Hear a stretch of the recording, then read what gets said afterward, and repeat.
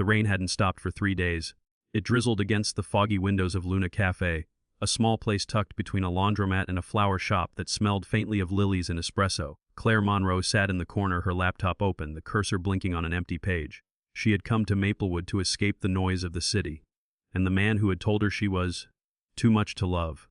For a week she'd promised herself she wouldn't write about heartbreak, yet heartbreak had a way of writing itself into every sentence. The bell over the cafe door jingled. A tall man rushed in, shaking rain from his hair. He was carrying a small pink box, clearly from the bakery across the street, and looked desperate. Not the kind of desperate that begged for money, the kind that begged for help. Their eyes met for half a second before he made a beeline toward her table. "Miss, I'm sorry to bother you," he said, his voice low but urgent. "Can I ask you something completely insane?" Claire blinked. "That depends how insane." He exhaled hard as if he'd rehearsed this. "Can you pretend to be my wife, just for 1 week?" She froze, half expecting a hidden camera crew. "I'm sorry, what?" The man rubbed the back of his neck. "My name's Daniel Harper. My daughter Lily turns 6 tomorrow. She's been sick for a while. And she asked for one thing for her birthday, to have her family together again." He paused, eyes flickering with guilt. "Her mom left last year. I tried explaining, but she's so young. I panicked and told her mom was just away for work. She still believes it. Now she wants a party with both her parents there." Claire felt the weight of his words, and the quiet sincerity behind them. He wasn't crazy. Just a father drowning in love and lies. "Why me?" she asked softly. Daniel offered a helpless smile. "Because you look kind. And because everyone else I asked in my life has already said no." There was silence except for the rain. She should have said no too. She didn't know this man.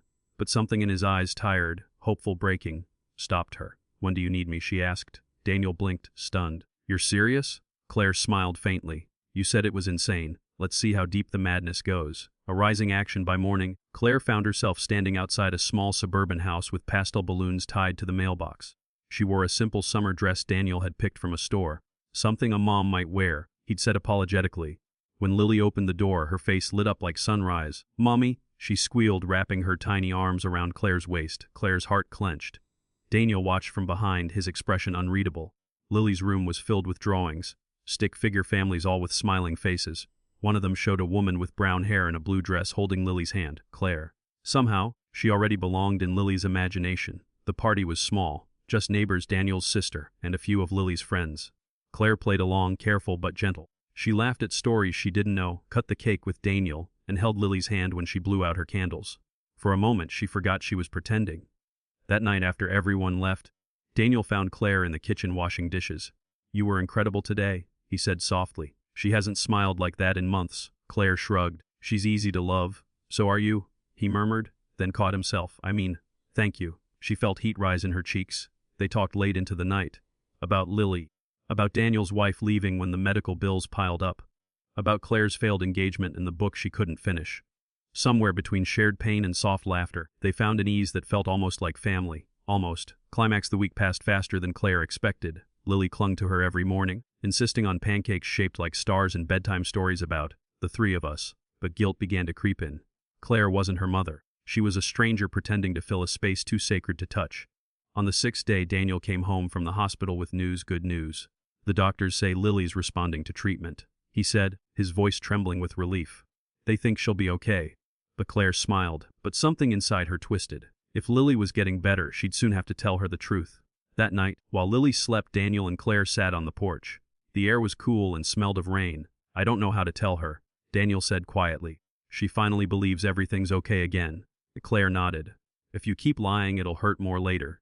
Kids, they forgive easier than we think."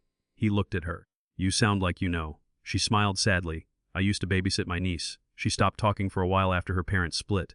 Sometimes the truth hurts less than silence." Daniel exhaled, his gaze heavy. "I don't want to lose that light in her again." "Then let her see the real one," Claire said. "You." He reached for her hand, just for a moment, then pulled back. "What happens when you leave?" "I go back to the city. Back to whatever's next." He swallowed hard. "Claire, this week, it's meant more to me than you know." She forced a smile. "Then let's make tomorrow count." The next morning, Lily woke up early, bursting into the living room with a handmade card. "Mommy, Daddy! I made us a family picture." The paper showed 3 stick figures holding hands. Above it, she'd written forever. Daniel's face went pale. "Sweetheart," he said gently, kneeling, "there's something I need to tell you." Lily frowned. He hesitated. Then Claire stepped forward. "Lily," she said softly, Your daddy asked me to help because he loves you so much.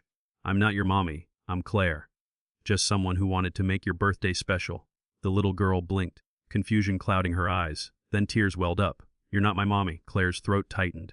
No, sweetheart. But I care about you, so much. Lily turned and buried her face in Daniel's chest, sobbing. He held her tight, guilt etched into his face. Claire stood there silent, feeling her heart crack. Then she walked out the door, before anyone could see her cry. Resolution. 3 weeks later, Claire sat again in Luna Cafe, staring at her laptop.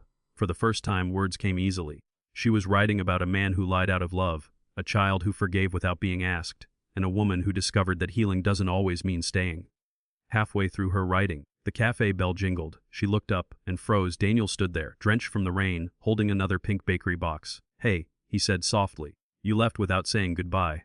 I thought it'd be easier that way. He smiled faintly. It wasn't. He sat across from her. For a moment, neither spoke. How's Lily? Claire asked finally. She's good, he said, smiling. Better, actually. We told her the truth, about everything. She cried, then she said, Daddy, can Claire still visit sometimes? Claire's breath hitched. She said that? He nodded. Every night before bed she asks if you'll come back. Silence settled between them, warm and fragile. Daniel slid the pink box across the table. Inside was a small cupcake with a single candle. Today's the day she got discharged from the hospital, he said. She said we should celebrate. So this is from her. Claire laughed softly, tears prickling her eyes. She's something else. So are you, he said again, this time without hesitation. He leaned forward. I don't know where your story goes from here, but if there's a chapter for me, and Lily, I'd like to be in it. Claire stared at him, the rain blurring the world outside. For once she didn't feel like running. Maybe we can write it together, she said. Daniel's smile deepened. 1 week at a time. 1 week at a time? She echoed. Outside, the rain eased into sunlight, the cafe windows glistening like new beginnings. Claire reached for her laptop, typed one final line and hit save. Sometimes love doesn't arrive with fireworks or fate. Sometimes it starts with a stranger asking for a lie and ends with two hearts finding the truth.